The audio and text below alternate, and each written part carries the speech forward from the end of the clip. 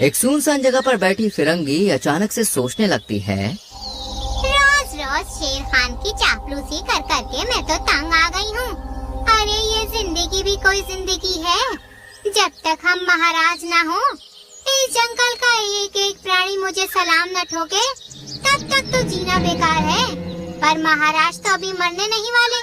लगता है मुझे ही कुछ ऐसा करना पड़ेगा कि मैं इस जंगल की महारानी बन जाऊं। फिरंगी ये सब सोच ही रही थी कि तभी मीनू, लाडो, टिंकू और पीहू वहाँ पे आती हैं। ये देखो, इसके ख्याली पुलाव कभी बंद ही नहीं होते। भगवान जाने कब इसे अकल आएगी।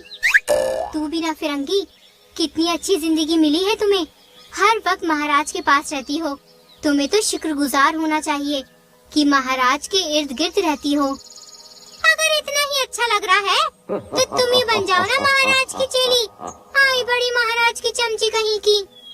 फिरंगी इतना कहकर आगे चल पड़ती है। छोड़ो, इसे कौन समझाए। चलो, हमें देर हो रही है।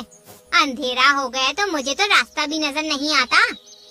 सभी अपने अपने घर को चल पड़ती है। वही फिरंगी चलते चलते एक ऐसी जगह पर पहुंचती है जहां उसे कुछ नजर आता है, जिसे देखकर पहले तो वो डरती है मगर फिर हंसने लगती है। इसे कहते हैं लॉटरी लगना। अब तो मजा ही आ जाएगा। ये पीहू की बच्ची मुझे रोज रोज लेक्चर देती है ना। अब देख मैं तुझे कैसा सबक सिखाती हूँ। अगली रात सभी अपने अपने घरों में चैन से सो रहे थे कि तभी पीहू की आंख खुलती है। बल्लू जी उठिए, बाहर कुछ हुआ है। शायद देखिए कोई तो चिल्ला रहा है। बल्लू और पीहू बाहर आए तो देखा कि लाडो का घर जल रहा है। ये कैसे हो गया? तुम ठीक तो हो लाडो? कुछ नहीं समझ आ रहा। मैं तो आराम से सो रही थी कि तभी देखा बाहर आग लग रही है। मगर किसी ने तो लगाई होगी ना। कुछ देखा नहीं तूने? कैसे देखती, मैं तो सो रही थी। मगर मैंने देखा था। मैं जब पानी पीने उठी तो मैंने देखा एक चिड़िया लाडो के घर के ऊपर मंडरा रही है और फिर उसने अपने मुंह से आग उगलकर लाडो के घर को जला दिया और भाग गई। और सच कहूँ तो वो पीहू के घर की तरफ भागी थी। इसकी बातों पे ध्यान मत दो। ऐसा भला कैसे हो सकता है कि कोई भी चिड़िया मुंह से आग कैसे निकाल सकती है? अरे कुछ भी कहती है ये। सही बात है, ऐसा कैसे हो सकता है? ये तो तुम बताओ ना। तुम्हारे कहने का मतलब है मैंने ये सब किया है? ऐसा नहीं है भूरी। चुप करो तुम दोनों। यहाँ बेचारी का घर जल गया है और तुम दोनों अपने में लगी हो। कल हम सब मिलकर लाडो का घर दोबारा से बनाएंगे। अगले दिन सभी लाडो का घर बनाने में उसकी मदद करते हैं। मगर यहाँ भूरी अभी भी पीहू को शक भरी नजरों से देख रही थी। और फिर रात को भागो, भागो, भागो। पूरे जंगल से आवाज आती है। पीहू और बल्लू उठकर देखते हैं तो पूरा जंगल आग के लपटों में घिरा हुआ था। सबके घर जल रहे थे सिवाय पीहू के। मौसी, ये सब क्या हो रहा है हमारे जंगल में? ये तो तुम बताओ पीहू। आज मैंने भी उस आग उगलने वाली चिड़िया को देखा और वो तुम ही थी। सच कहा ना मैंने? ये सब तुम क्या कह रहे हो? मैं ऐसा कभी नहीं कर सकती हूँ। तुम सब अपने हो मेरे, और मैं मुंह से आग भला कैसे निकाल सकती हूँ? कुछ तो गड़बड़ है पीहू। देखो ना, हम सबके घर चल रहे हैं। जंगल में जगह जगह आग लग रही है, मगर तुम्हारा घर बिल्कुल सुरक्षित है। सब पीहू को शक भरी नजरों से देखने लगते हैं। मौसी, क्या तुम्हें भी यही लगता है? मुझे तो कुछ समझ नहीं आ रहा किस पर भरोसा करूं, पर ये बात मानने को दिल नहीं करता। पीहू बेचारी उदास हो जाती है। और अगले दिन पीहू, दरवाजा खोल जल्दी। बोलो मौसी, अब क्या हुआ? वो महाराज ने सभा बुलाई है, तुम दोनों को चलना होगा। सभा में पहुंचकर पीहू को सबसे बड़ा झटका लगता है, क्योंकि वहाँ सभी पीहू पर ही उंगली उठाते हैं। मुझे तो पूरा यकीन है ये पीहू ही सब कुछ कर रही है। बिल्कुल सही कह रही है लाडो।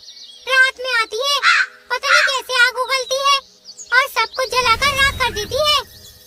मुझे नहीं लगता कि इस सब के पीछे पीहू है, क्योंकि आग लगने के कुछ समय बाद मैंने आसमान में एक चिड़िया को उड़ते हुए जरूर देखा था, जो उसी दिशा से आ रही थी जहाँ पे आग लगी थी।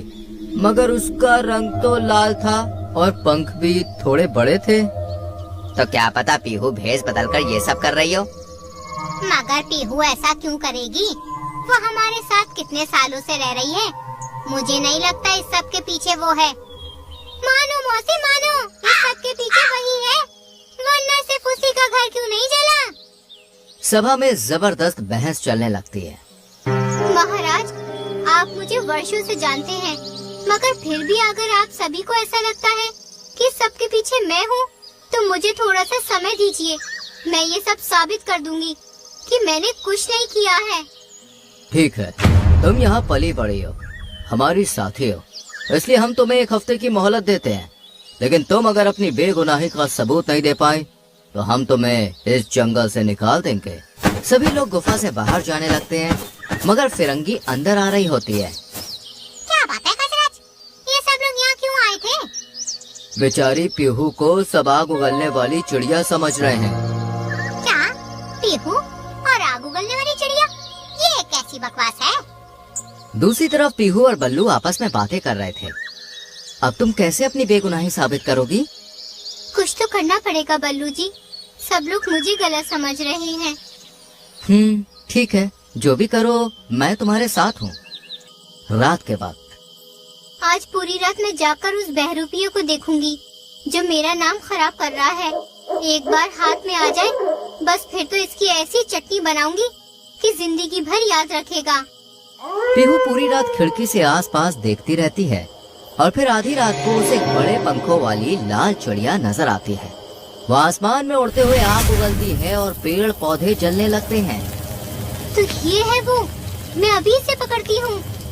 पीहू उसका पीछा करने के लिए निकल जाती है और चोरी छुपे उसका पीछा करते हुए पहाड़ तक पहुँच जाती है, मगर तभी उसे हवा का झटका लगता है और वो नीचे गिर जाती है। इसी बीच वो लाल चिड़िया कहीं गायब हो जाती है। कहाँ गई? अभी तो यही थी। अरे नहीं, इतना अच्छा मौका हाथ से निकल गया। इतने में उसकी नजर एक जले हुए पत्थर पर पड़ती है। लगता है वो यहीं कहीं आसपास रहती है, वरना ये पत्थर जला हुआ कैसे होता? पीहू उसे ढूंढने लगती है, मगर उसे कुछ भी नहीं मिलता। सुबह होने वाली थी, इसलिए वो वापस लौटने का फैसला करती है। कहाँ गई थी इतनी सुबह सुबह? अरे मैं तो बिल्कुल घबरा ही गया कि कहीं तुम कुछ गलत ना कर लो। इतनी कमजोर नहीं हूँ मैं बल्लू जी। अब आप जल्दी जाइए और मीनू मौसी, टिंकू और कालू को यहाँ लेकर आइए। मुझे आप सबको कुछ बताना है। पर क्या? पहले आप लेकर तो आइए। पीहू सबको आंखों देखा हाल बताती है। मुझे तो पहले ही लगा था कि हम बेवजह ही पीहू पर शक कर रहे हैं। मगर इसकी क्या गारंटी है कि पीहू सच बोल रही है? कालू भैया, भूरी का मैं कह सकती हूँ कि वो मुझे पसंद नहीं करती, इसलिए मेरी उसे हर बात गलत लगती है। मगर आप तो मुझे अच्छी तरह से जानते हैं। अगर पीहू सही कह रही है तो फिर हमें पता लगाना ही होगा, आखिर ये विशाल लाल चिड़िया है कौन और कहाँ से आई है और हमारे जंगल पर हमला क्यों कर रही है। ठीक है, तो फिर आज रात को हम सब उसका पीछा करेंगे। पीहू के चेहरे पर चमक आ जाती। रात को सभी उसके घर पे ही रुकते हैं और जैसे ही वो विशाल लाल चिड़िया आग लगाकर भागती है तो सभी चोरी छुपे उसका पीछा करने लगते हैं और उसी पहाड़ी पर बनी एक गुप्त गुफा में पहुंचते हैं। तो ये है इसका ठिकाना। धीरे बोलो, ये बहुत बड़ी चिड़िया है। अगर हम सीधे से इसे रोकने की कोशिश करेंगे तो मार देगी हमें। होशियारी से काम लेना होगा। ठीक है, तो ये रस्सी तैयार रखिए, जैसे ही बाहर आएगी उसे दबोच लेंगे। सभी काफी देर तक उसके आने का इंतजार करते हैं, मगर वो बाहर ही नहीं आती। मुझे लगता है हमें एक बार अंदर जाकर देखना चाहिए। सुबह हो जाएगी थोड़ी देर में और फिर यहाँ रुकना खतरनाक हो सकता है। सभी टिंकू के कहने पर अंदर जाने के लिए मान जाते हैं, मगर वहाँ तो कोई चिड़िया थी ही नहीं, बल्कि बड़े लाल पंख, राख और आग फेंकने वाली मशीन रखी हुई थी। मतलब कोई नकली चिड़िया बनकर इस मशीन से आग फेंक रहा है। ये गद्दार जो भी है, एक बार मेरे हाथ लगा तो इसे पीट पीट कर भरता बना दूंगी। मगर ये मेरा नाम खराब क्यों करना चाहता है? कहीं ये लाडो तो नहीं? क्योंकि सबसे पहले उसी ने पीहू का नाम लिया था और हो सकता है उसने अपना घर जानबूझकर जलाया हो ताकि हम सब उसकी बातों पर यकीन कर लें। इस सब के पीछे कौन है ये तो हमें कल ही पता चलेगा। जब आधी रात को हम उसे इस गुफा से बाहर निकलते हुए रंगे हाथों पकड़ेंगे। ठीक है, तो कल हम सब साथ मिलकर उसका पर्दाफाश करेंगे। अगली रात कालू, पीहू, मीनू, टिंकू, भूरी, बल्लू सभी गुफा के पास छुपकर निगरानी शुरू कर देते हैं। आधी रात को वही धोखेबाज लाल पंख ओढ़े मशीन सीने से बांधकर बाहर निकलता है और वो कोई और नहीं बल्कि फिरंगी थी। फिरंगी? इसे तो मैं अभी मजा चखाता हूँ। कालू एक बड़ा सा पत्थर उसके पंखों पे मारता है और पंख गिरने की वजह से फिरंगी जमीन पर धड़ाम से गिर पड़ती है। अरे मैया, मर गई। कौन बदतमीज है? तेरे चाहने वाले, शर्म नहीं आती? जिस थाली में खाती हो उसी में छेद करती हो और अपने किए का इल्जाम किसी और पर लगवाती हो। अरे ये तो शुरू से ही ऐसी है। इसे तो महाराज के पास ले जाकर इतने फटके लगवाने चाहिए कि ये जिंदगी भर याद रखे। पहले हम भी तो हाथ सेक लें। कितना डराया है इसने हमें। और नहीं तो क्या, डराया तो डराया, बेचारी पीहू पर शक भी करवा दिया। सब लोग फिरंगी को भला बुरा सुनाते हैं और महाराज के पास ले जाकर दंड दिलवाने की बात करते हैं, मगर फिरंगी डरने की जगह हंसने लगती है। ये हंस क्यों रही है? लगता है मरने से पहले पागल हो गई है। नहीं, मैं तुम बेवकूफों पर हंस रही हूँ। मुझे पकड़कर बहादुरी दिखा रहे हो, मगर असली खतरा तो अभी भी आजाद घूम रहा है। क्या मतलब है तुम्हारा? असली आग उगलने वाली चिड़िया तो अभी भी खुली घूम रही है। ये सुनकर सबकी आंखें फटी की फटी रह जाती हैं और इतने में जंगल में एक जोरदार धमाके के साथ आग लग जाती है। मतलब ये सच कह रही है? कोई और भी है जो इसकी तरह आग लगा रहा है? शायद इसका कोई दोस्त ही होगा। चलो चलकर पकड़ते हैं उसे। सब लोग उस दिशा में ही भाग रहे थे कि इतने में उनके ऊपर से एक बहुत बड़े पंखों वाली लाल चिड़िया उड़कर जाती है। उसके पंख, उसका आकार इतना बड़ा था कि एक ही बार में जंगल का 1/4 भाग ढक जाए। ये क्या था? इतनी बड़ी चिड़िया तो मैंने कभी नहीं देखी। ये तो विशाल दानव जैसी है। मगर ये आई कहाँ से और हमारे जंगल को क्यों जला रही है? पता नहीं क्यों, मगर मुझे ऐसा लगता है कि इस बारे में फिरंगी को जरूर पता होगा। उसे महाराज के पास लेकर चलते हैं, सारा सच बाहर आ जाएगा। सब लोग फिरंगी को महाराज के पास लेकर जाते हैं।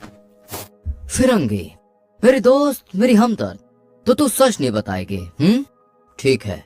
हतराज, गर्म गर्म लोहे का सरिया तो लेके आना जरा। लोहे के सरिये का नाम सुनते ही फिरंगी डर जाती है और सब सच सच बताने लग जाती है। माफी महाराज, माफी, मैं सब बताती हूँ।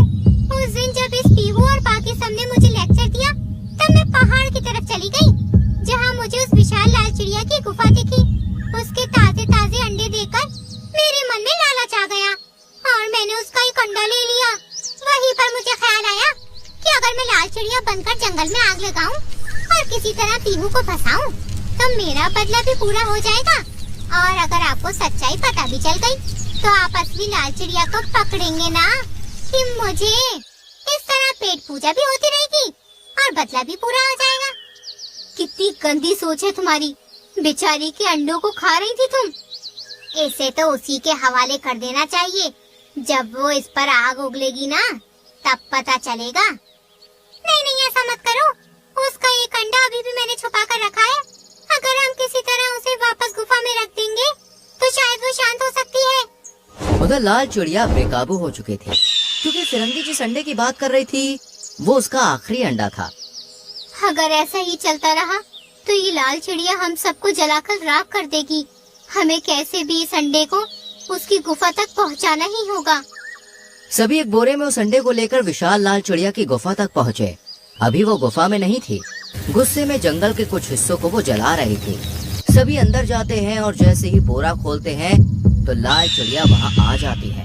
वो गुस्से में इन सबकी तरफ बढ़ने लगती है। आज तो हम भी ऊपर वाले के पास पहुँचने वाले हैं। मुझे मरना नहीं है, अभी तो मैं बूढ़ी भी नहीं हुई। चुप करो तुम दोनों। क्या चुप करो? चुप करो चुप करो करती रहती हो मौसी। अभी तो इससे कैसे बचे वो बताओ। आप मुझे वो अंडा दीजिए। पीहू बड़ी शांति से अंडा लेती है और उसे आराम आराम से चिड़िया के सामने रख देती है। इससे लाल चिड़िया शांत हो जाती है और अपने अंडे को पंखों में छुपाकर पलके झपक कर चली जाती है, जैसे पीहू का शुक्रिया अदा कर रही हो। इस तरह लाल चिड़िया का गुस्सा शांत हो जाता है।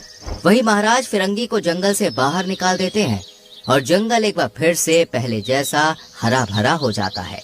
तो दोस्तों, कैसी लगी आपको ये कहानी कमेंट में जरूर बताएं। वीडियो को लाइक और शेयर करें और चैनल को सब्सक्राइब करके बेल आइकॉन प्रेस करें। मिलते हैं अगली वीडियो में।